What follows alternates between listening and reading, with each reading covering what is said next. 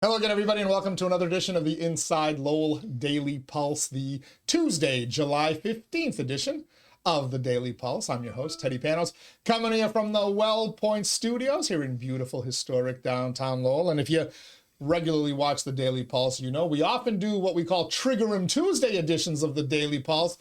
Normally, those involve me sitting here with an empty chair, but looky here.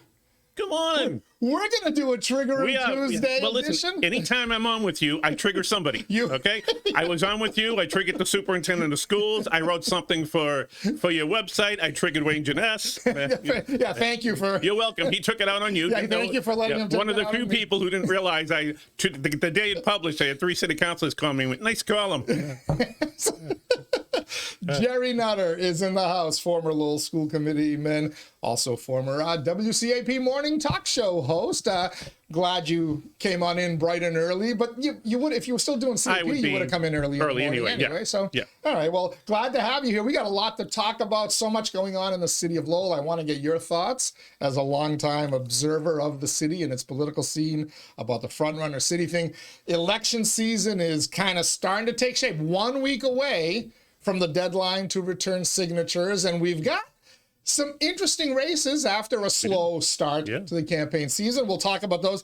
And then I want to get your thoughts on an interesting election move by the town of Westford, restricting access to the ballot. Maybe. Oh, that'll be interesting. We'll see how that flies, but we're going to get to all of that and who knows what else with Gerry Nutter on this special Trigger 'em Tuesday edition of the Daily Pulse, where I'm not the only one going to be triggering you.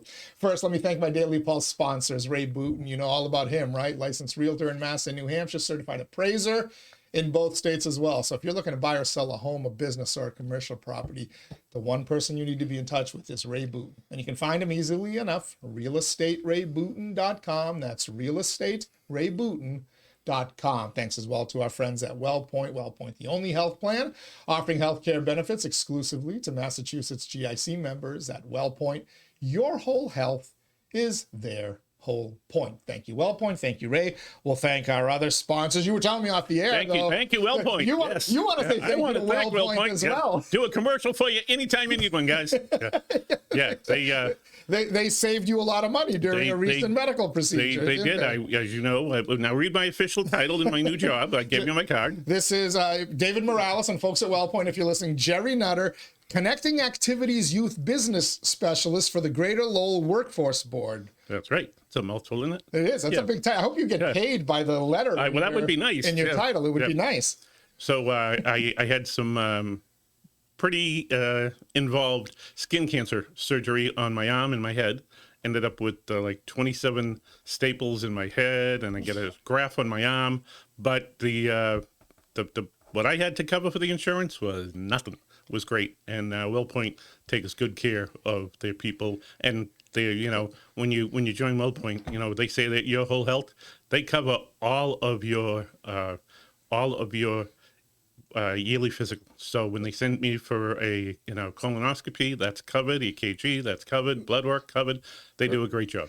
So that's interesting that you say that. And by the way, they are a sponsor, obviously, of Inside Lowell, but you're hearing so many horror stories about insurance companies and rising deductibles and what they're covering and not covering and what they're trying not to cover. And even under the GIC, I'm hearing horror stories from people who are under some other plans. You paid barely anything? I was, I paid what I thought was a very low amount, lower than I thought I had expected. Okay. Very pleased with it, though. I'll tell you, no complaints. All right. Well, there you go. There's your 1 minute commercial for WellPoint. I didn't even have to read it. That was Gerry Nutter. You're joining Rita Mercier as well. Yeah, we are. Yeah. Anyway, so much to talk about going on. I miss you on the radio in the mornings. You used to keep me company. I was there last week for a day. I know, it was so nice to hear your every voice. Once in a while, I brought the 𝐃𝐚𝐢𝐿 in with me. It made the show relevant again, which was great. Now I understand why you only deal with it an hour at a time with those two. Yeah. They're both insane, but a good insane. Right, but You had 4 hours. No, we only 3, only till 9. Oh, only that's right. You're on I was on the 3-hour plan, and it was great. We had a good time. Love them. Got to get them back together in here. Boater and Buckley, the killer bees. Buckley is possibly showing up Friday.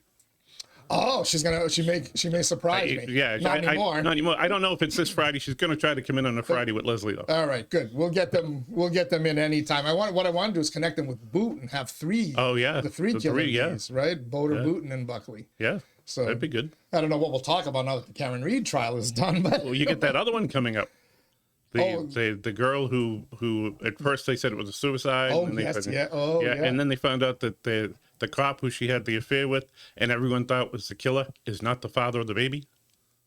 The DNA test came back. He is not the father. Oh, he is not. Maury Povich helped determine right. Yeah, he is not the father. He is not the father. Oh, so who? Whitmire, is that her name? Yeah. Kate. Is it Kate Whitmire? Something like that. Yeah. No kidding. But he is not the father. Oh, so wow. that put a nice big twist in the. Yeah. Oh, I got to start following this now. Yeah.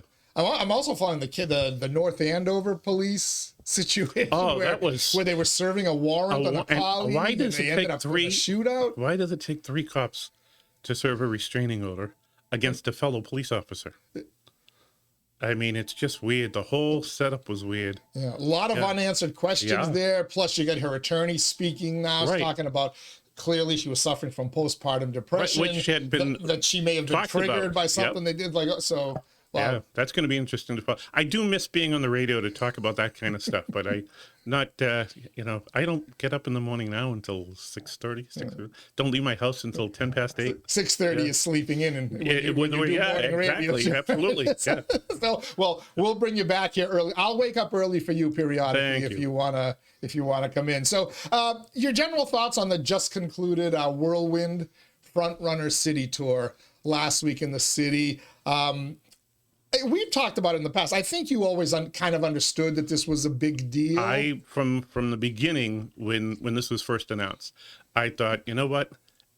After, Lowell goes through stages, and you had the Mills, and then a little bit of revitalization with Wang. And to me, between this and the Link project, this could be the biggest, renovation in the history of Lowell. Revitalization, I should say, in the history of Lowell.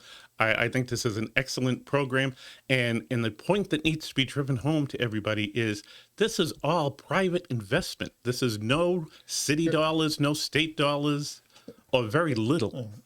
Yeah. Well, it is national dollars, but it's coming from countries who contribute as part of their dues to the United Nations, and that's how this is funded, plus private donors who have pet causes or whatever, or maybe even organizations. But I would imagine like the Gates Foundation is probably a big person.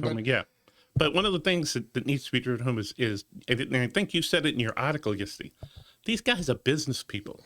Yes, they are business people. This isn't a free handout. This is, if we're going to do the work, then we're going to do the work. Yeah. And we're going to invest as long as you show us that you're willing to invest. And that's this Eduardo Moreno guy, my new man crush, by the way. He was, plus he's got the Mexican accent to boot. I mean, but he kind of talked about, when he was talking to the developers, he said, listen, you're not here by accident. We don't want people coming in big time national or international developers. We want local developers, people who know their community, know what it needs, and know what works. But he also said to them, he said, you've got to show me that you've got a plan to make it sustainable. Now, everybody hears the word sustainable, yours truly included, and immediately thinks about climate and windmills and all this stuff. Sustainability also means put together a business plan that's sustainable. So he's saying, if you want to just create housing, I'm going to tell you no. Tell me how that housing is going to create jobs for the people living in that housing and elsewhere in the city. Show me how you can afford this. And it brought me back to that, that business model we hear so often that Sal Napoli didn't want to talk about, was first floor commercial, do your housing or whatever else you want up above, but there's got to be a level of streetscape vibrancy, improving the quality of life of people through shops or cafes or anything else that makes life better for people living in these buildings. Right, and it's going to be, it's going to be housing that everyone is going to be able to afford. That's the other thing they push. This isn't going to, gentrify the city. Correct. That's one of the biggest things that I've already heard from some people. Well, this is going to gentrify. No, it's not. Not if it's done like they did it up in Canada, and they're doing it in Portugal, I believe now. Lisbon, Portugal is one of their new places. This is going to be, to me. I mean, I go back 30 years when Brian Martin had a thing in mind where as you drive in the Lowell connector and you look to the right and you see the junkyards that are there and the, you know, the tape company that's long been gone. Brian had a vision of just getting that all redeveloped and bringing in manufacturing and commercial and housing. And finally, 30 years later, that opportunity may now come to fruition. Yeah, and I mean, I think it has come to fruition.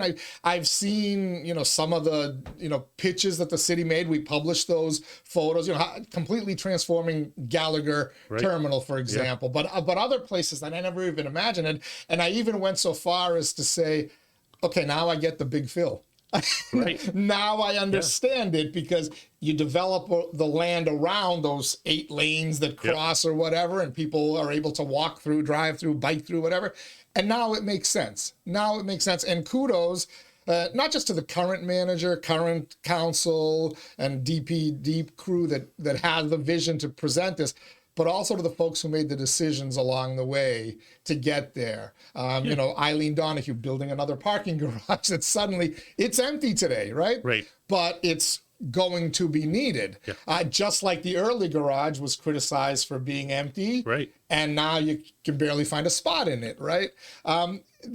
Kevin Murphy choosing to redo the Lord Overpass and do it in that manner as opposed to other ways. You know, a bunch of good decisions are now kind of combining with Frontrunner City. But as you said, Link, I was there last Thursday afternoon when Marty, me, and Julie Chen and the rest of the university leadership presented to them. And let me tell you, these guys were knocked out. Maybe he was, you know, putting on a good show, Eduardo Moreno, but he was literally like, he's like, we want to do business with you guys. And, you know, he said, I've got 4 ideas right off the bat. I got 4 ideas where we could collaborate. And, you know, he starts running them through, and you can see, you know, Marty Meehan, Tom Golden, Julie Chen going, yes. And Marty Meehan goes, what's number 5? So the university is playing a big part of this, because research and innovation is also a big part of what Frontrunner cities do. No, like I said, I think this is a perfect opportunity. And, you know, the thing that people, and I've know, well, you know, we've heard of the jam plan, what happened with that. We've heard of this, it wasn't going to happen. We heard of, you know, how long has it been, you know, with the courthouse, how long it took that and develop that area. I'll believe it when I see it.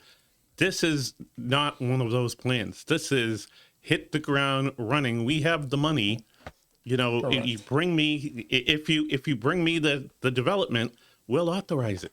And it's can only benefit the city. Look, you said it's a business decision, right? It's so, if, you know, one of the things that Tom Golden has always told me is one of the challenges with developing in Lowell and in Hamilton Canal during the whole police saga and finding somebody to come in is the disadvantage Lowell has. Yes, it's cheaper than Boston, right? But to build in Lowell, you're paying, in essence, Boston construction prices.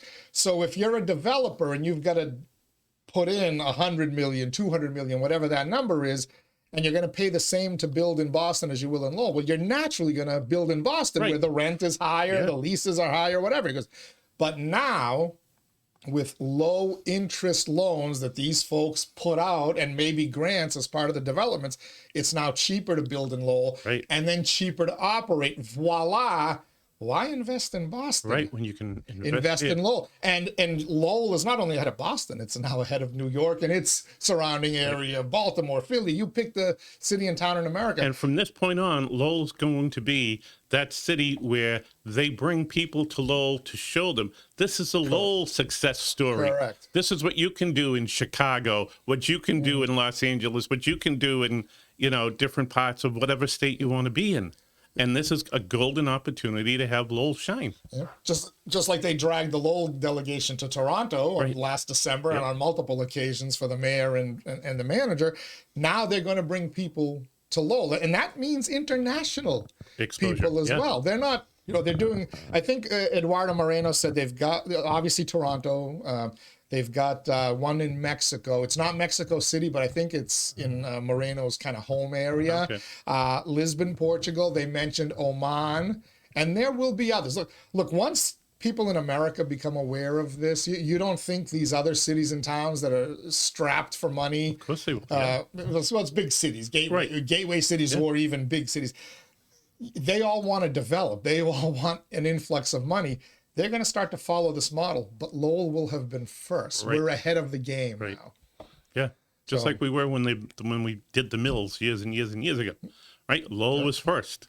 Lowell was ahead of the game a lot of ways. Now we have another opportunity to do that and to see what develops. Correct. So no negatives. You're as optimistic as I am, right? Yeah. And we're two of the most pessimistic guys around. Absolutely, right? we are. Yeah, absolutely, we are. So but I don't see a downside to this. Yeah. I only see a positive to this. And I've had some of my friends talk about, well, let's look at the language. It's all, again, sustainability, investment, equity, this and that. I'm like, yeah, I get it all, but you invest $2 billion, you're gonna uplift Right. people, as Moreno used the term, but also to hear Moreno say what he said to Congresswoman Lori Trahan. And again, it's on a story, InsideLowell.com. Read the story about Frontrunner City, but I'll just kind of recap it quickly. I want to know how you wedged yourself in between those two, which is a great move by you, by the way. So it was, my dad was sitting there. My dad was sitting next to Eduardo Moreno, and then they asked me to do a quick little address, talk about the history of our family, the Greek immigrant story, the history of the Putnam building where the restaurant is located. So I spoke to them for about 5 minutes or so. And, my dad, he's a shy guy, so he took that opportunity to get out of there. And then the manager didn't want to sit in that seat. He was sitting off with the police chief. He said, just you go sit there. And I'm like, all right. I went and sat next to Moreno. Congresswoman Lori Trahan arrives, and she sat as Mayor Rourke kind of introduced her and whatnot. She went and, he got up, so she went and sat in his seat. So I'm sitting there between Congresswoman here, Eduardo Moreno here, and they start talking, and she's asking questions. How is this funded? Where does your money come from? And the key part though was, what can we do to help from the federal government? And he told them money, funding, support, the usual stuff. And, Congresswoman Tran was like, well, we'll do what we can, but, it's a tough climate right now. She's clearly saying there's a new administration there. Some of these priorities may not be their priorities. Moreno was good. And I'm watching him. I'm literally doing like a tennis match, right? Thought I was with Sinner and Alcaraz. But he's nodding, and he said, yes, you tell me that you want to do a climate project, a green energy project. That's not going to happen. He said, there's no way we're going to get that at this point. Right. Says, and then he said, I forget what the other thing was, but again, it was a thing that the Trump and the Republican Congress are probably not going to help funnel money to Lowell for. He said, but tell me it's a transportation development or an infrastructure development. Of course we can get that done right now. He said, he's laying out the roadmap for her. And it jogged my mind, transportation. The trolley line that we talked about. That's been going on for a long time. From Gallagher Terminal now would go past Hamilton Canal, the National Park, down to Tsonga Center, over to Link. And I said to one of the counselors, I said, has anyone brought this up? They go, it's been discussed. So, now, but there's an example of a green energy transit thing, right? A nice, environmentally friendly trolley that melds in with Lowell's historic nature, and more importantly, connects people, moves people from the Gallagher Terminal over to Link. Well, if these people fund that, right? I mean, that's phenomenal. Think of the transformation that would occur along that corridor. Right. And along that, but a couple of weeks ago, your family must have benefited when they had the young medical professionals in the city. What? Who did it? I took a walk. I was downtown in my office. I took a walk outside for lunch.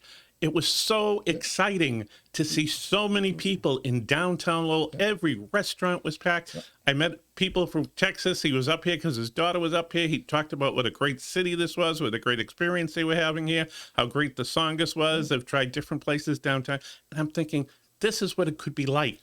This is what it could be like. Every business benefited from that. That's what it was like at one point. To the naysayers out there, especially the younger ones who may not remember it, we were a vibrant downtown right up till the mid '70s, probably. Right. Well, even a little bit later, because when I was in high school and I graduated 45 years ago. The Wang days. The Wang days. We still had a lot of people in downtown. there was still businesses opening up and successful in downtown. You still had Woolworths was open and Kresge's was open, and Jordan Marsh was open. So it's just a positive for the city now. And you talked about it. It's not just the downtown. You mentioned one area in particular, right off the connector, Industrial Lab. How long have they been Tanner trying Street to turn area. that area into something? Bernie Lynch, I remember Bernie Lynch talking about it. I'm sure John Cox and his predecessors were talking about Tanner Street. But here's a potential now, industrial development in a place right off the highway where it goes, right? And then you do something more urban-y in downtown. Again, housing with first floor retail, other things. Maybe there's a hotel that could be born from that, or 3, which I think you're going to need. I mean, we multiple hotels. We have one. Yes, the we have one, and it's and where I work, we've run a couple events out there. Yep. And both times I had doctors dealing, so I missed both of them. And how many free meals do I miss? But you don't know how to plan your schedule. No, I don't. But it's I rave reviews by everybody who attended. Yeah, I mean, I remember they invested a lot of money in there. They've changed it all around. They tell me how beautiful it is. Modernize it. And remember, that was at one point, it was a Marriott Courtyard before they turned it to a Sonesta. But they held, when the Fighter was going on, they held like a little reception in there for Christian Bale and Mark Wahlberg on the night of the movie premiere and at Showcase Cinema and whatnot. So, but also having a downtown with hotel. Trust me, there will be, with all this stuff, there will be multiple hotels and other types of businesses coming to Lowell. And they'll be needed, and they'll be in the downtown, they'll be in other parts, outskirts, wherever. This is transformational. That's the word that I'm using. It is transformational, And it's a good time. I'm glad you get it. Oh, yeah. I've been, anytime. In fact, Warren, Shaw, and I are back on Saturday Morning Live this week. All righty. And in the 8 o'clock hour, we will be joined by City Manager Tom Golden. Excellent. Because we want to, Warren is all excited about this too. He thinks it's a great opportunity here. And look, there could be potential spin-off development for a Drake-it, a Chelmsford, a Tewksbury. It could be, right? If nothing else, a lot of the folks may have to choose to live suburban life instead of downtown life or whatever. And it will, I think, prop up Lowell's neighborhoods, but also the suburban neighborhoods as well. And once you start to develop industries, spin-off industries pop up, and Lowell is kind of landlocked in many ways. Why not Drake-it? Why not Did you see the article that Drake-it is one of the top towns to retire in Massachusetts? I did, yes.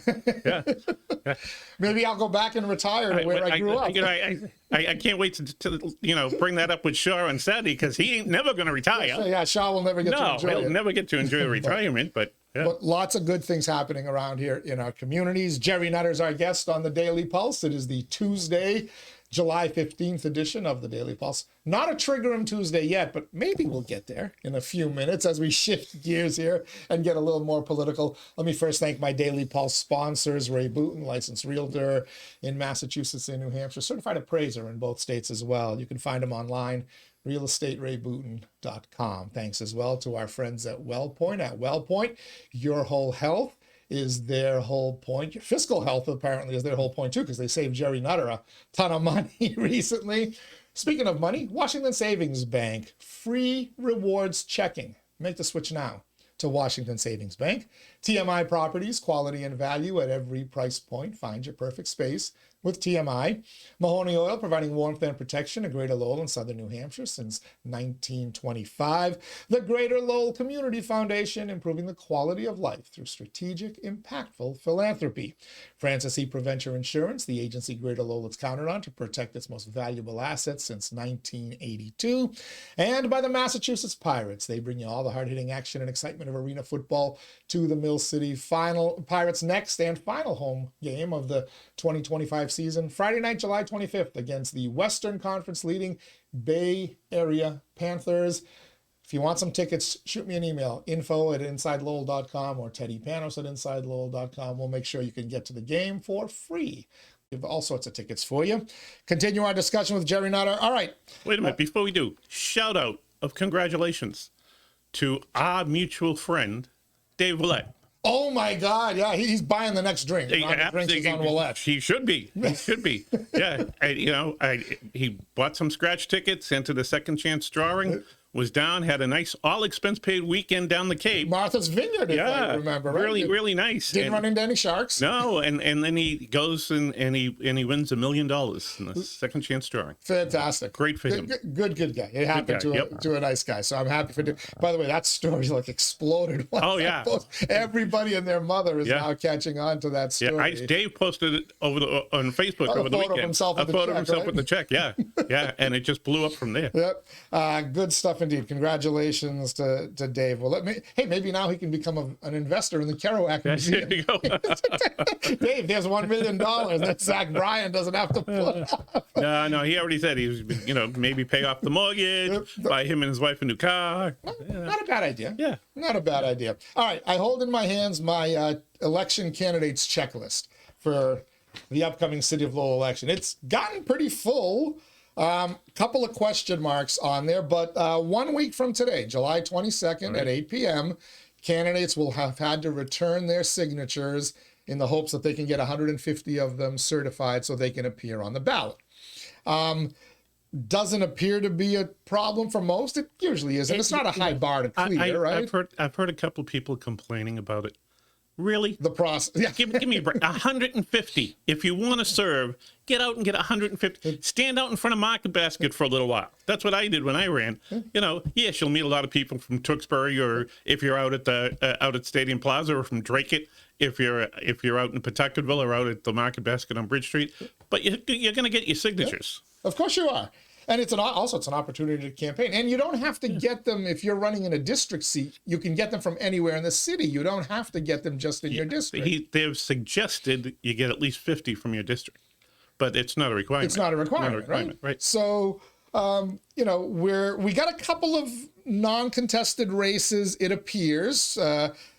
To the best of our knowledge, Mayor Danny Rourke is not going to face a challenger in Pawtucketville. The guy who tried to run last time but couldn't get 150 signatures certified, Emil Kaufman, has pulled, but he has pulled to run at large this time. Yeah, good luck. Whether he returns them, I don't know the status of that. Sokari Chow, the former mayor in District 6, he does not have a challenger as far as we know. There's some question as to whether Kim Scott as a challenger in District 5. Now, that one is a unique situation. It really is. I mean, I've heard of people running for the school committee and the Greater Lowell School Committee. I've never heard someone running for city council and school committee at the same time, which you can do, but you can only collect one stipend. Oh, really? You can't collect both stipends? No. Okay. No. Interesting. So Sherry Barbosa is the candidate in question. She has pulled nomination papers for both a District 5 City Council seat, South Lowell, and also I think it's District 3, the Belvedere South Lowell School Committee seat. I became aware of this about 3 weeks ago. I reached out to her. First question, are you running for both, or are you picking one? What happened? No response. I haven't heard from her. I was told that as of this morning, she has returned some signatures, not enough yet to qualify for both races, 34 and 33 respectively, or vice versa. However, there's one other step.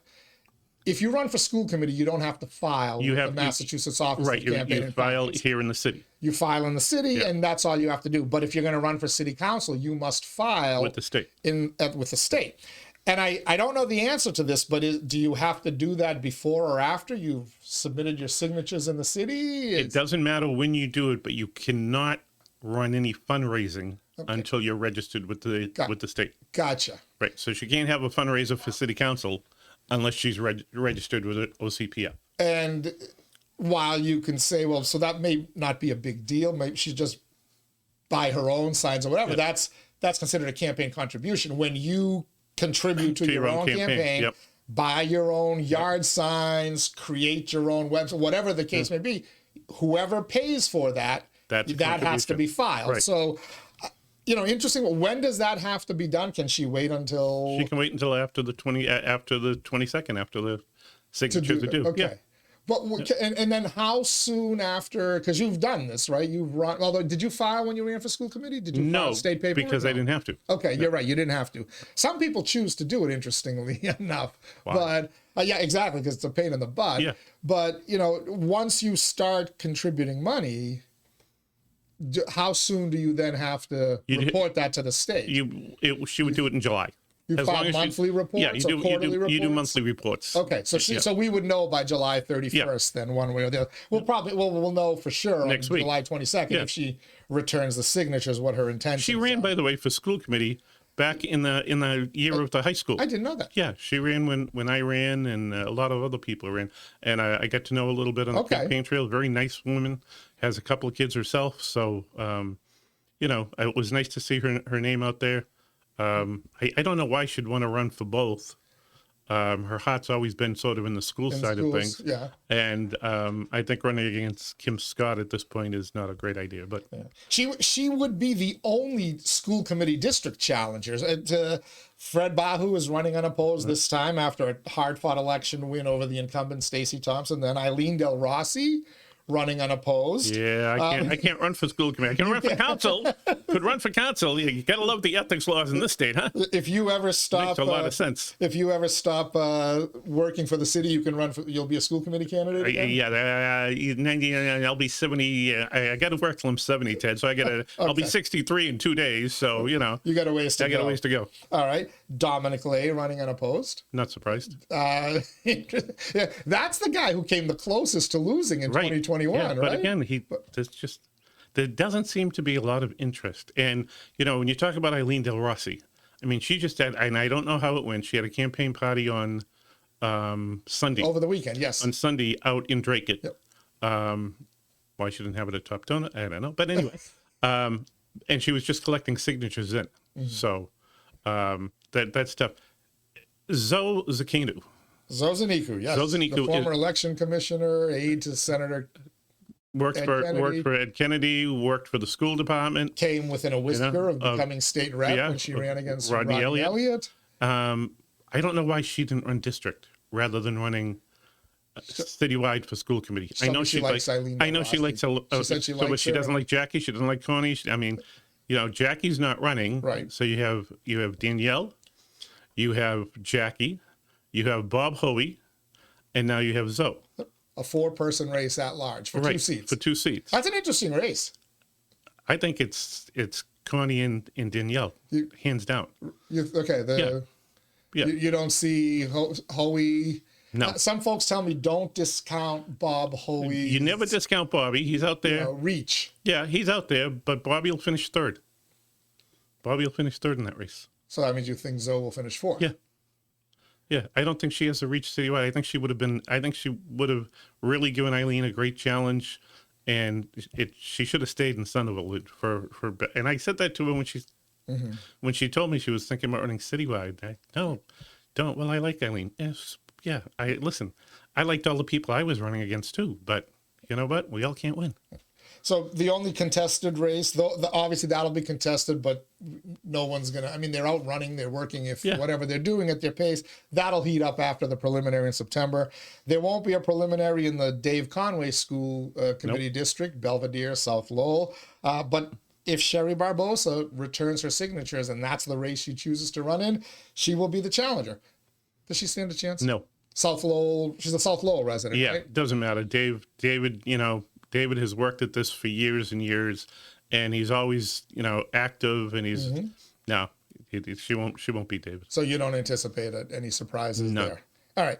So let's look at the council races. Let's start at large. The 3 top vote getters from not just the last election, but over the last decades of elections, either Rita Mercier, Vesna Noon, or last time Eric Gitcher, they're all seeking re-election. I mentioned Emil Kaufman, the guy who tried to run against Dan Rourke but couldn't get the signatures. He's potentially in there. Sixto de Jesus, well-known guy in the banking world, working at Enterprise, now Rockland, I believe. Yeah. I think he survived the purge over there. He's one of the few. The first one, anyway. Yeah. But also very well known. He's a board member at the Coalition for a Better Acre. He's on a couple different boards. And if you've gone to any nonprofit events or fundraisers over the last several years, Sixto de Jesus is a constant presence at those. And he's still going to finish fourth. Good. A good night. So that's what I was going to ask. Nice man. Good dude. Good dude. Nice candidate. Yep. Eloquent, well-spoken, presents well. Does he stand a chance against those 3? None at all. None at all. That's Gerry Nutter's opinion. Yeah, I just don't. I mean, the three of them, the three incumbents are always out there working, and you know they're all over the place. They go to events all over the city, and you know Eric, whether you like Eric or his approach or not, the guy's out there hustling all the time. And I think you put in your column that he gave a presentation up at the Lowell Youth Leadership Program. I was told for the occasion and what you're trying to show about investment in youth and diversity and equity, it was a home run. Let me tell you, I went out there. I've known Lisa and Sarah, had her on the radio with me, have heard all about the program, but never saw it in action. So I went out a couple of weeks ago. Lisa invited me out, and she gave me a tour. And Eric was teaching.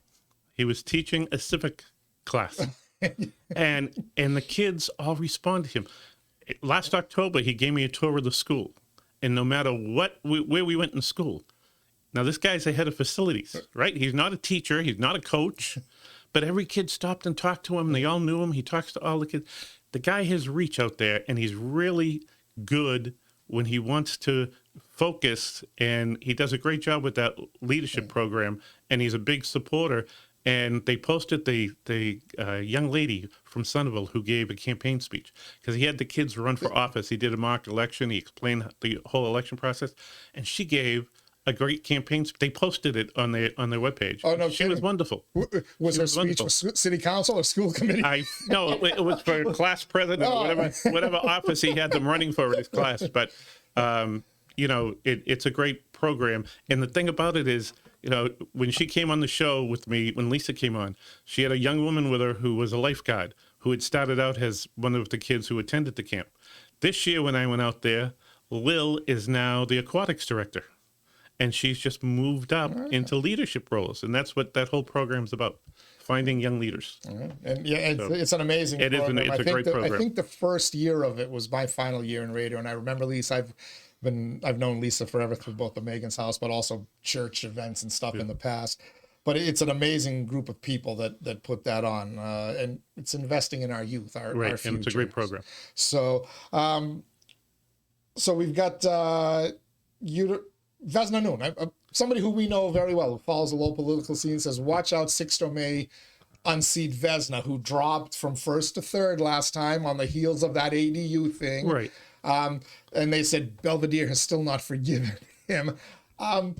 First of all, why wouldn't they forgive him? He switched his vote. Right, exactly. He did the right thing, but he did still get punished, right? Right, he did. He did still finish third in that race. But again, he's out there, you know, all of them, Rita, Eric, and Vesna, they all have the mentality, run like it's your first time. And they're all out there knocking doors, putting up their signs, going to all the events. And that's what you have to do. Run scared. And that's what they're all doing. And Rita, every year it seems for at least the last 2 decades, there's been a group that's been trying to knock her out, and they think this is the year we're going to do. I always hear this is the year. All her supporters are dying or have already died off. This is the year we're going to do it, and they can't even during the Collie avalanche. She finished fifth. I tell these people I think they're wasting their time, but is this the year? No. So Rita's going to be in there as long as she wants to be in there. I need a little election night suspense, Nutter. But there's none in that. There's none in that race, unless somebody doesn't get their voters out. I don't see that. You know, the sad part is we'll get a ton of people out for a state election. For the presidential election, we'll have the biggest impact election that anything is a municipal election, and we can't get more than 12 to 14% unless it's a major issue like the high school issue. You know, otherwise people don't come out to vote, and it's too bad. My theory on that, I've completely done a 180 on it. I think the voters are smarter than people give them credit for. I think they know where their bread is buttered, and it's at the federal and state level way more than the municipal. But the municipal officers are the people who set your tax rate, who control your school system, who get your garbage picked up. You know? Well, I mean, we get the Lowell school budget is $271, right? But that's paid for by and large by the state. $10 million from the city. Yeah, right, exactly. And the state pays everything else. Maintenance of effort. The rest comes from the state, with a good chunk of that indirectly from the federal government. Where does your meals, where do your school lunches come from? Let me ask you a question. Where do your food benefits come from? Where do your health benefits come? Where does your rental assistance come from? Everything comes your from housing vouchers. I get it. Everything comes from the state and the federal government. So while local officials knock themselves out trying to get the turnout out, voters are pretty smart. I think, like, yeah, look, my trash is going to get picked up. It may be a few days late some week, but my trash is going to get picked up. My street lights will work eventually. Yeah, I suppose. My potholes will get filled or not filled no matter what. I think voters are smart enough to realize, no, the money's coming from D.C. And what we've seen since January 20th, with everybody losing their mind about the potential cuts to these programs from Donald Trump, is, yeah, we're completely dependent on the federal government, aren't we? Here's what I don't understand about our government elected officials, the Congress people and our state senators, okay? You think you're going to bring any money to Massachusetts, constantly whacking the crap out of this guy? You know, just shut up. That's all. Just, you know. Or make a phone call. Discreetly. I almost feel like Eduardo Moreno was giving Congresswoman Trahan some advice. Like, go tell the president you've got if he's not giving you money, go tell him you've got an infrastructure project. Right. Dude, but don't continually bash and then turn around and say, we're not getting any money. Gee, you think? Why not? Yeah, well, we're, wiser men than us have tried to convince them of that, and we haven't. Paul Ratayem, we've got maybe a primary now, this is the interesting. Acre district. So, what's the gentleman's name? We have his challengers are Sidney Liang and Jose Cervantes. So Jose Cervantes, at a community forum last week, the city put on a community forum to show the redevelopment of St. Louis Field. Which is my neighborhood down the street from where I live a little bit. So I went down there, and it was the same night that they were doing a reception over at Cobblestone. So a lot of city councilors could not make the event. City officials couldn't make the event. But a lot of the challengers were there. And he was there, and Fred Bahu, because they know they can get signatures at these things. And he told Fred Bahu and I that he had turned in his signatures, but they were thrown out by the election office because he didn't sign one of the papers.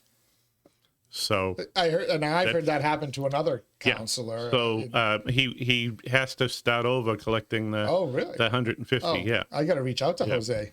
Yeah. But again, it's not that different. And he has been working it. The dude is everywhere. He's everywhere. At least his social media profile is. He is everywhere. So he should be able to get 150 signatures again, and hopefully, fill out the paperwork to their satisfaction. Yeah. It's not that hard. So some folks tell me Paul Ratayem is vulnerable, and they particularly point to Sidney Liang. He's got some support behind him. Establishment. His campaign manager is Yoon-Joo Choi, the former head of the Coalition for a Better Acre. This is the Acre seat. A little bit of Lower Highlands in there as well. But what do you think? Does Paul Ratayem, should he be worried? Always. When you have a strong challenger, you always worry. But again, Paul's the guy who's always out there. He's done a ton of work with the veterans, especially. He's always out working in that neighborhood. I think he's going to continue to work. Are there a lot of veterans in that neighborhood? I don't know, but I think it's going to be a close race. I think it's going to be a close race, but I still think he's going to pull it off. And he's had tough races before. Right. The initial one was him and Dave Willett, the aforementioned Dave Willett. But Dave wishes he had that $1 million to campaign then. But last time it was a Fruit Kembang, a really great guy who's been also active for years. He didn't even come close. No. So, the power of incumbency is difficult. Right. But, with Sidney Liang, I think you've got a little bit of that Southeast Asian divide in there. Right. And that, will that be the trick? It finally worked for Tara Hong. Ratty Mom was always hanging on by the skin of his teeth, and they finally got him. Well, plus, give Tara credit. He was out there. Tara was working his tail off. Worked his tail off. Right. Yeah. It was a full-time job for him, which one of the knocks on Roddy was it was never a full-time job for him. Yeah, and and now Tara Hong is the state rep. So is this the time? Is this the time they get Paul Ratayem? It might be. That's probably going to be the closest race. All right. I think. I'm going to save the granddaddy of them all. Well, there may be two granddaddies of them all. One of them is having a preliminary in District 3, Belvedere. I want to talk about your district, District 2. This is one I'm watching. Corey Robinson versus time running for re-election on the heels of his legal problems, that developed shortly after the election last time, after a landslide re-election. Paulette Renault-Karagianis, relatively well known, has a good base of support in the city. Does she in the district? You know that district pretty well. That's your district. Can she swing enough votes? Are there enough people who voted for Corey Robinson in the past, as Paulette Renault-Karagianis did in 2021? Are there enough who have now swung against him to either make it a competitive race or outright knock him out of office? That I like Paulette. She was one of the people who came in every Wednesday with me on the radio. She was a regular on the show for the last 2-3 months that I did it. I don't know if she can beat him. She would have to get out there and door knock and come across. His trial and stuff is over. That's behind him. She's not one of those people who are going to bring that up. I don't think. I wouldn't expect that from her. I think she would go after issues with him, and but I still don't think. I don't think he can be beaten in that neighborhood. I think he's going to do what he did the first time. He's going to get his people out there. He's going to work the area. He can talk about the successes he's had. And he hasn't had 100%, but he's done a whole lot for that district, in my opinion. And I think he's just going to be too tough to beat. Yeah, you can see him. He's already working. In 2021, he worked his tail off, both in the preliminary and then the general against Robert Gignac. 2023, I felt he knew that was going to be a landslide over Marty Hogan, and it was. Yeah, and he didn't do the work. He didn't do as much because he didn't have to. He's doing it this time because he knows it's a tougher challenge. But as much as I like Paulette, and I've just looking at the way the neighborhoods have changed over the years, I think it's going to be very tough to beat Corey. It's one we'll be watching closely here at Inside Lowell, though, only because you sometimes never know. And I always point to the Jackie Doherty election where she lost, and everybody thought, wrong one. Well, Jackie Doherty did lose as an incumbent race, but it was Regina Fatacanti, who everybody thought was all set after some problems that she had with the superintendent. I remember sitting there on election night interviewing at the Blue Shamrock between 7 and 8 before the polls had closed, and she was confident. She was thanking her supporters and her voters and looking forward to the next 2 years. And I didn't disagree with her. Yeah. And then the votes started coming in, and she was not there at the end of the night. So you never know what people do once they get behind that closed door, that curtain. Another upset was when Hillary Clark was running for re-election. Hillary was a really good school committee member. The trouble with Hillary is she took Eileen Del Rossi for granted, and took for granted the fact that Corey was a Sonable guy who was getting out a lot of Sonable people, and our pal Marty Laurie told me months before it happened that Del Rossi was going to ride the tailcoats of Corey Robinson and get elected because Hillary wasn't working enough in Sonable. That was exactly what happened. Thanks for bringing that up. That's a much more recent example, and in a district race to boot. 2021. Yeah. I did not see that coming, and you're right. I did not see that coming, but Marty called it because he knew because Sonable was going to come out. Eileen was from Sonable, pretty well-known family in Sonable, and she got in.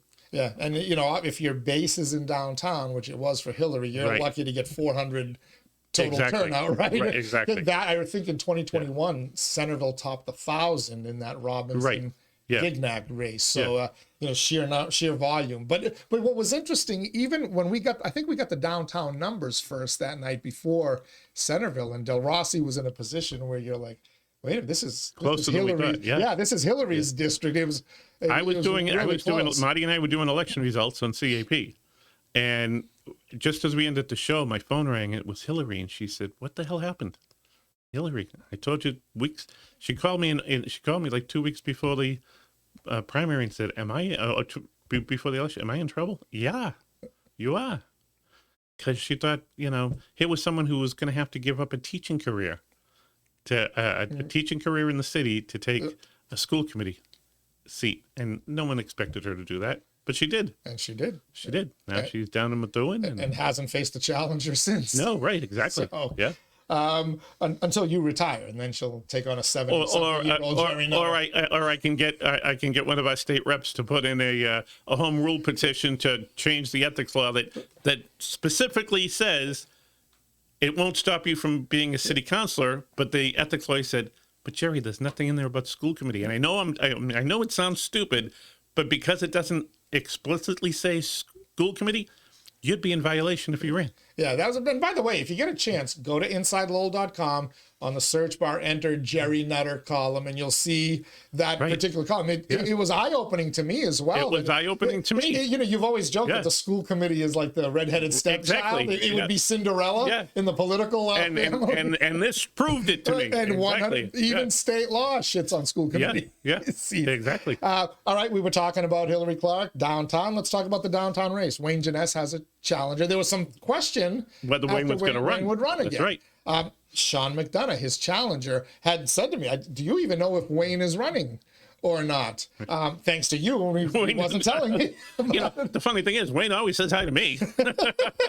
You published it. I may have wrote it, but you published it. You're right. But again, an incumbent versus an upstart young challenger, the kind of young professional. He's a teacher, he and his wife, they live in downtown, live right above our former work. That's right. The radio station. Yeah. They have the same love of our, former boss as I do. Yes, he does. Yeah. Does he have a chance? No. Has downtown have enough new young faces that are looking for something new? And Wayne is established. You keep saying no. I'm trying to build drama, and you keep saying no. Just you don't even think about it. No, listen. Wayne is progressive, and this guy's trying to out-progressive him. And you can't out-progressive Wayne. The other thing is Wayne and his wife have been involved in a lot of different things here in the city. They're well known, and Wayne is one of these guys who looks at the big picture. He gets it. And, he doesn't always agree with the administration, but on key issues, he supports the administration. Yes, he has. And he's done a good job. He does what's in the best interest of the city. Occasionally, he'll go in the best interest of his downtown district, like Kim did a couple of weeks ago, because that's what he should be doing. But I think Wayne's one of the more thoughtful and serious city councilors who does a real good job at what he does. I agree with you 100%. And yet, if I've heard one criticism of Wayne Jeunesse from downtown people, you mentioned that Sean McDonough is trying to out-left him. Yeah. The criticism I hear about Wayne Jeunesse from people is he's not far left enough. Right.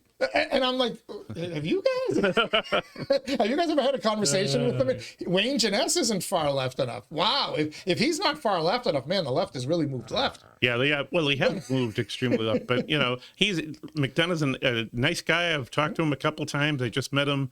Like you said, he's a teacher at the high school, and he's seems like his campaign manager. When I was on the school committee, his campaign manager was a Senate representative from Lowell High, and she sat next to me. Oh, no kidding. Yeah, she sat next to me at the meetings, and then she went and worked for Lori Trahan when she was in school. Nice kid, and is working hard to get him out there, but I just don't think this is his time. All right. It's not like you read my mind. My question is, so for how many of these folks where you think, yeah, they're nice people, good candidates, they got some good ideas, but there's no way they're going to beat this incumbent? How much of it is it about, yeah, maybe I know it's not my time, but my name is now going to be out there, and the next time might be my time? You would think, right? But how many, look at the people who ran during the high school debate. And they were a lot of, Noel Cregan, it comes to my mind, all right? Noel, much more qualified to be a school committee member than I was. I thought the same thing, too, in 2017, Gerry. And there were others. But the fact that it came down to which side of the high school debate you were on.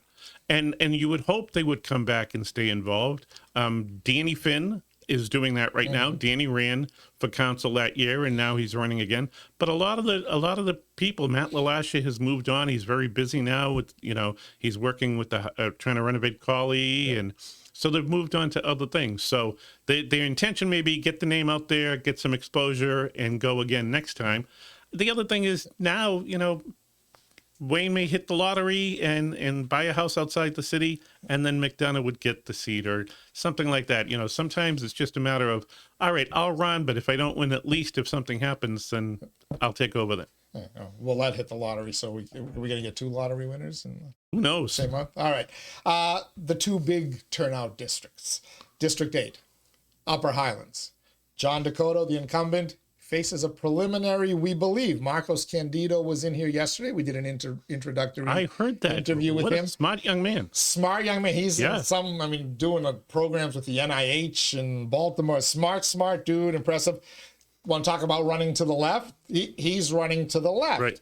And yet, I think he did something really clever. And I'm not sure if it was positive or not, but both he and Francisco Maldonado are trying to capture the anti-incumbent vote. Right. We're not happy with John Dakota. We don't like him, whatever the case may be.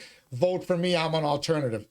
He called Francisco Maldonado part of the establishment. He said he and Dakota are the same, cut from the same cloth. You know, Cisco was a police officer for Right. John worked for the school department. Worked for the school department. Yeah. I'm the outsider. And I thought to myself, well, before you can win in November, you got to get through September.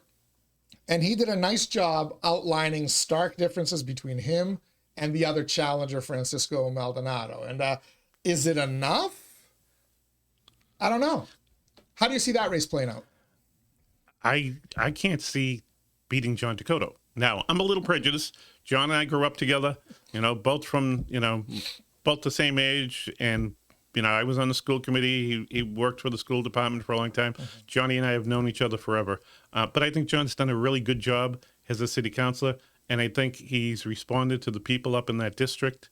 So I don't see after one term how you're going to get John Dakota out of there. And I know I'm killing you this morning saying, but no suspense. You know, I've met Francisco Maldonado. He's a very personable, really nice guy. Talked to him a few different times. Not a huge supporter of the administration. Nope. And, you know, angry at them. Yeah. Over some legal matters. Some matters. Certainly not happy with the police chief or the manager. Yeah. And I'm not so sure they're all that happy with him. Right. So I'm told that matter has been dropped, by the way. Yeah, I've heard dismissed. that too. But when you talk to him, he's just a real personable, nice guy. He's turned into a co-host on the morning radio. You know, I don't know how that happened, but he's, you know, every time I turn on the radio, if you can get free airtime, you take it. Yeah. Take it, because it comes across really personable. Mm-hmm. But he's only running up in the Highlands. Correct. So, you know, the rest of the city, and then this new guy, I don't know what kind of a base he has, if he's just trying to reach out to the younger and the left voters. Younger left vote. Then, you know, it depends, as you point out, though. Most of them realize it's a state and federal, so are they going to turn out for the city? Well, who wins, you believe? Who gets into the... Obviously, you think Dakota wins in November, so who's he going to run against? Maldonado. You believe it, Maldonado? I think he's more known in that area. He also started very early as well. Yeah, I think when you run in a district, you have to not only be from that district, but you need a base of people. And Francisco has a base of people up there who, you know, he has friends and supporters. So I think it's going to be, you know, him and John in the final, but I think John's going to blow them both away. All right. And last but certainly not least, District 3, Belvedere. That's the granddaddy of them all. Cory Belanger, the incumbent, appointed last July in a controversial decision. Belinda Duran, Erin Gendron, Dan Finn, the challengers. You've already mentioned Finn. I will tell you that I spoke with one elected official who was not a fan of Dan Finn's stance in 2017 to move the high school to College Stadium. But that elected official said to me, he's impressive. And I thought to myself, he's a much better candidate now than he was in 2017, at least the way he speaks. He has. And to have somebody who wasn't necessarily a fan of his tell me that watch out for him, he's really impressive. I found that interesting. Most people look at this race as Cory Belanger and Dan Finn are fighting over the same pool of voters. Belinda Duran and Erin Gendron are fighting over the same pool of voters. Is that accurate? Is that an accurate way to look at that? I think, yeah. I think Belinda is going to have, I think she's going to finish second in the preliminary. And I think Erin is going to finish first. All right. So that's what I'm hearing. It appears, at least if you go by 2017 in the high school debate, that the bigger pool of voters that's being fought over will gravitate more towards Gendron and Durant, perhaps enough to catapult both of them I think they will. into November. Unfortunately, I think Corey has always done a good job as a counselor, and Corey tries his best. But I think the appointment still sticks in the craw of a lot of people up there. And I think him and Danny Finn go after the same kind of group of people. Now, the interesting in that race is going to be if they both get knocked out in the preliminary, where do their voters go? Someone young like Erin, or someone with a little more experience who's been around a long time, very well-spoken, very educated. I've only talked to Belinda a couple times. I don't really know her well. I've met Erin a couple times and have talked to her. I think that's going to be a real good race between those two women, and I couldn't even pick a winner right now. All right, so you say the two ladies But I see the two ladies advance. in that race. Yeah. Interesting. Yeah, and they're both out there banging on all the doors. And they all are. Danny's out there and Corey is too. But, the signs that are out there, Corey doesn't have enough signs out. I don't know what he's waiting for. I had asked him, I said to him, I'm seeing a lot of other people's signs. He told me it's too early. I'm going to wait. Yeah. I don't. He thought he would alienate people by putting signs out. No, too everybody, early. there's so many signs out there. But the other thing is they're working. I mean, Belinda, if you're not home, Belinda leaves you a little note. She did that to a friend of ours. She left a little note. Hey, I'm sorry I missed you. I'm having my campaign kickoff, or if you need any questions, and she left it there for them. And so she's adding that personal touch. And, Erin has a good base being on the Board of Health, and, having family name. Yep. Steve is another graduate of the class of 1980, the best graduating class at Lowell High School. Thought it was 81. Just asking. No, that's Boulder. No, hey, just ask us. We'll tell you. And, but she, she's out there working hard too. So I think the women are going to dominate in that race. All right. The last question, politics-wise, what will the fallout mean in terms of some of these initiatives we're seeing? Frontrunner City, the mayor race, Manager Golden, who's got an extension, but you and I know you make somebody's life miserable enough, they can always. I don't see enough turn on the council that it's going to affect anything.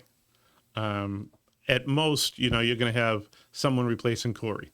And whether it's Erin or whether it's Belinda, I don't think they're necessarily anti anything that the administration's doing, or they're going to be a constant anti-Golden, as some people are trying to, get that out there that, they're anti-Golden. I don't believe, from the short conversations I have, that either one of them.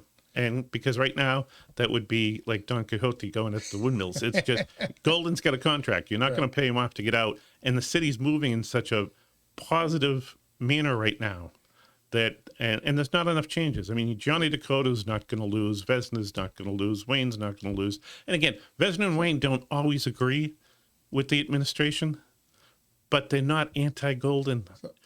Same thing with, people. Our buddy Marty says that, Corey and Eric and Vesna and Wayne could be all vote no against Golden. I don't believe that.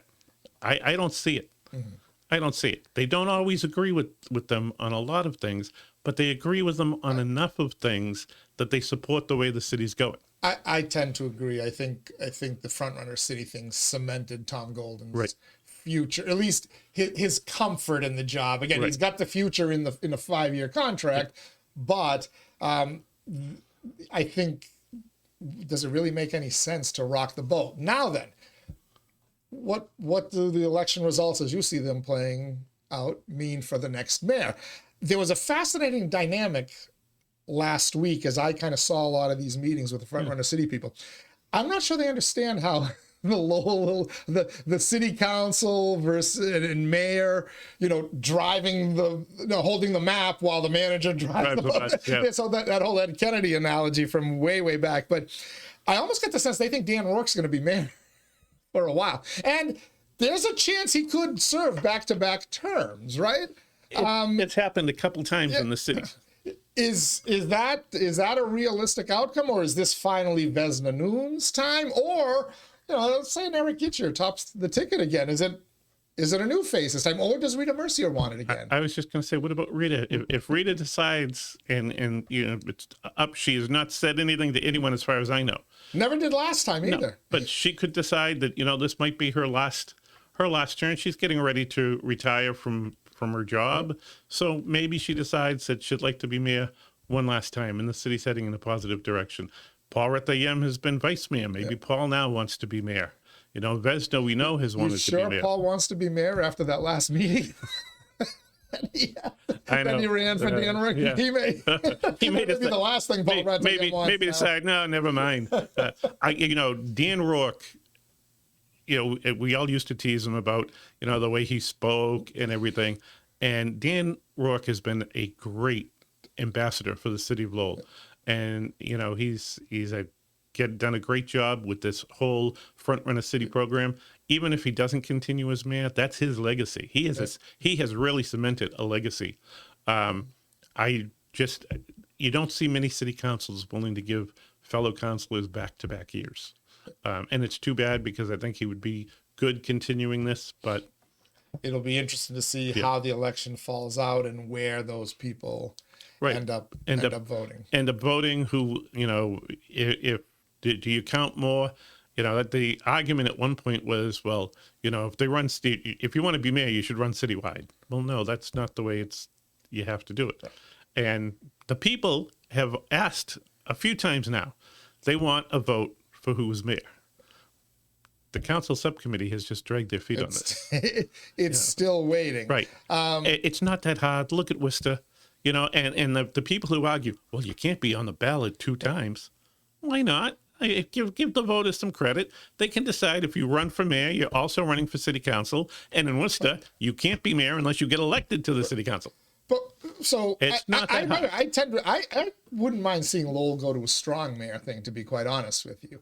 But my question is the whole point of the lawsuit was to bring equity to the council and to Lowell's government.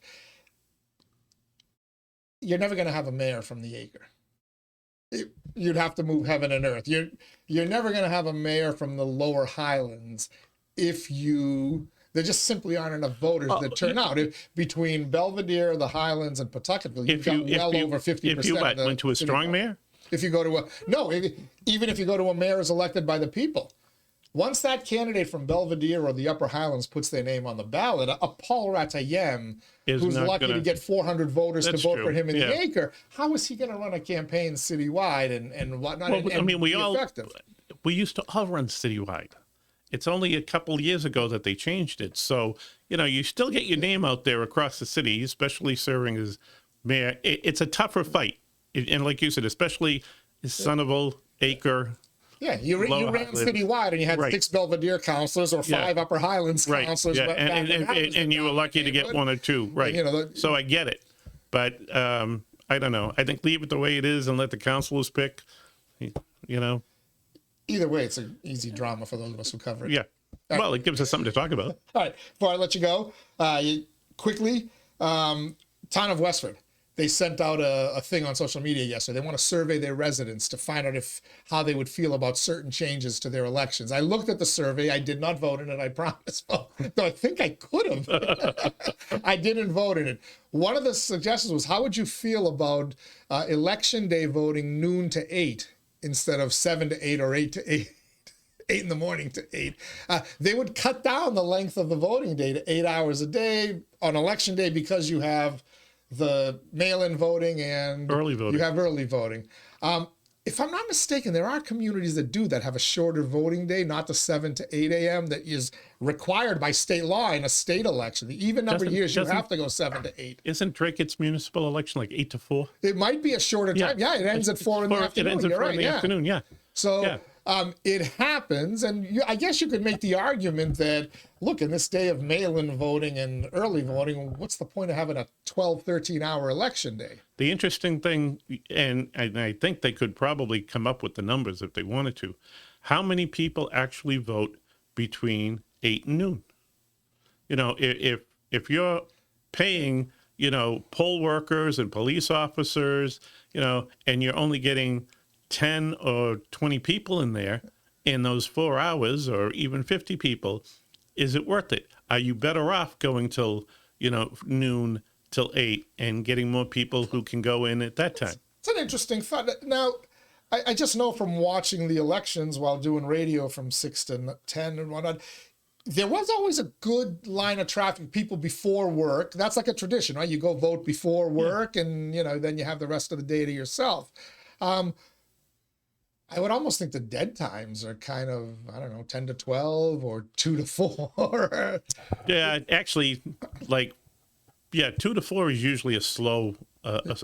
time. Yeah, that's when we get the But you can't really stop elections in the middle of the day. So if you just, you might get a rush in the morning, but then we've heard, and being on the radio, we've heard people call in, oh yeah, I'm over at the daily school and we've only had 15 people here all morning.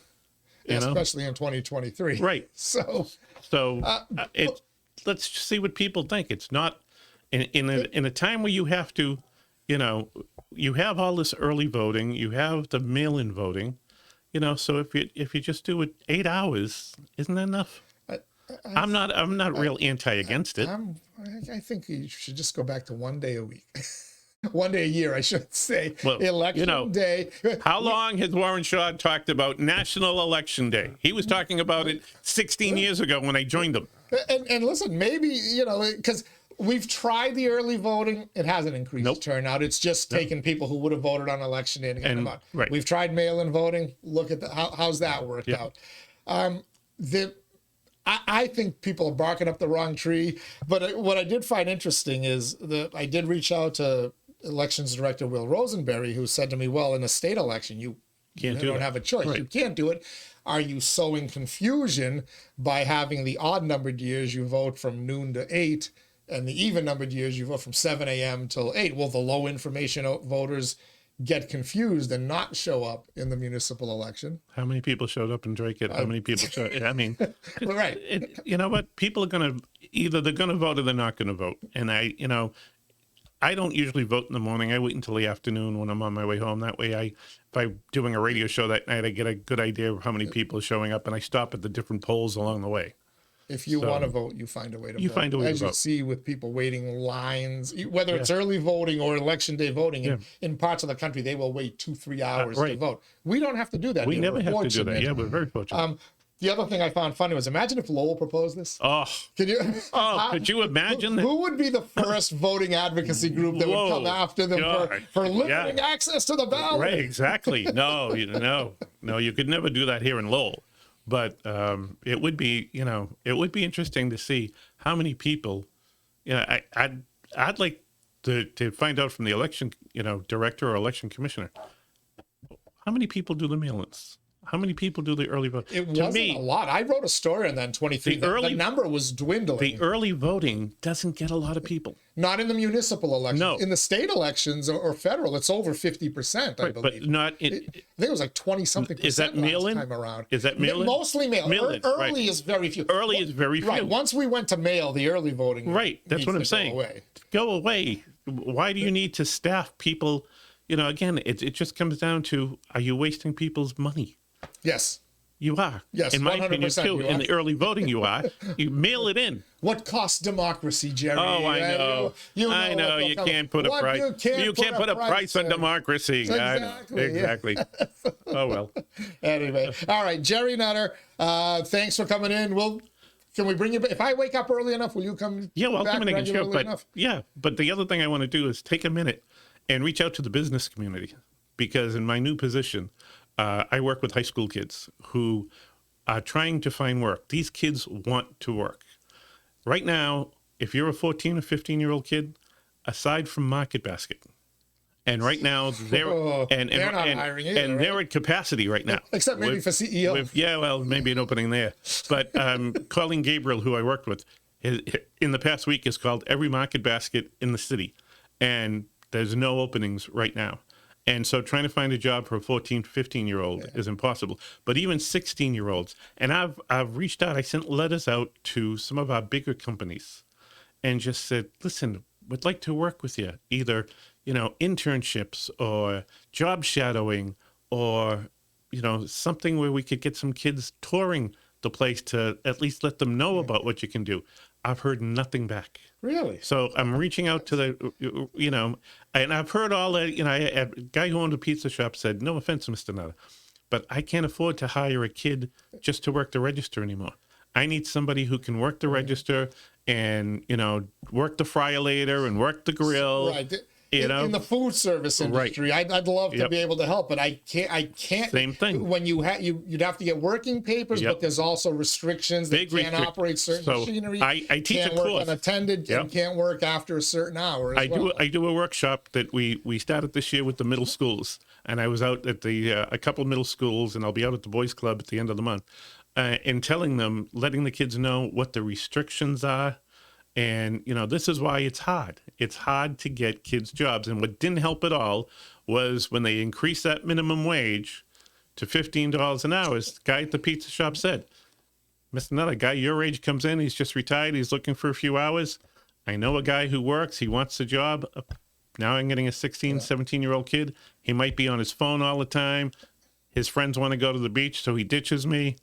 I get it. But the kids we're dealing with, especially at Lowell High, are the kids who want to work. Right. And I don't think they're part of your program if they don't want to work. Yeah, they desperately want a job. So if you're a business and you're looking, give me a call, 978-45, I'm trying to think of what number to give, 978-866-8561. That's my cell number, my direct cell number. Just call that number. So my outdoor dining bus person on Folk Festival is still a little iffy. If the answer comes back no, won't be a rest of the summer job, but at least for a weekend. And who knows, you get your foot in the door. Right, get your foot in the door. All right. Yep. I'll be in. All right, I'll good. be in touch soon. All right, Gerry Nutter. We didn't trigger anybody. Maybe a few campaign I'm sure we trigger. Listen, anytime you and I get together, we trigger somebody. Yeah. You ain't. Exactly. All right. We'll talk to you again soon. Thank you so much. Gerry Nutter joining us today. Tomorrow, Lowell Mayor Danny Rourke will join us. Unfortunately, Bill Samaras cannot be here. I wanted to get both mayors here, but Lowell Mayor Danny Rourke will join us on the Daily Pulse. We'll have a special podcast, Inside View, with City Manager Tom Golden as well. That'll be dropping at some point tomorrow. On Thursday, Chris Boucher, who you might be familiar with if you follow Inside Lowell, has written a number of articles about Bucky Lou, the first black professional basketball player in the United States. He was a Lowell kid. He played on club teams here in Lowell. Chris Boucher is bringing Pat Sullivan with him.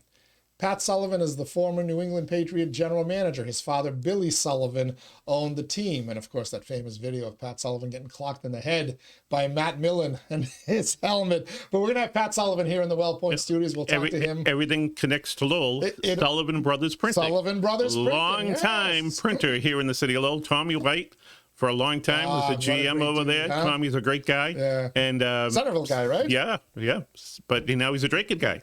Oh, he's on Draken. He's on Draken. But it was Sullivan Brothers Printing. Used to print all the programs for the Patriots and for all the racetracks, and used to go out to the Kentucky Derby and print that. Yeah. I love it. Yeah. So we're going to have Pat Sullivan here. We'll talk a little bit about the Sullivan family connection to Bucky Lou, but, we're going to talk about football as well with him. Then on Friday, Leslie Boder will be here. Who knows who else will pop in to join Leslie. We'll wrap up the week in style, but it drops every day at noon, the Daily Pulse, the show that keeps its finger on the pulse of Lowell and the world around it. Till next time, everybody stay safe, stay cool out there. We're in the midst of a heat wave, and we'll catch you on the other side.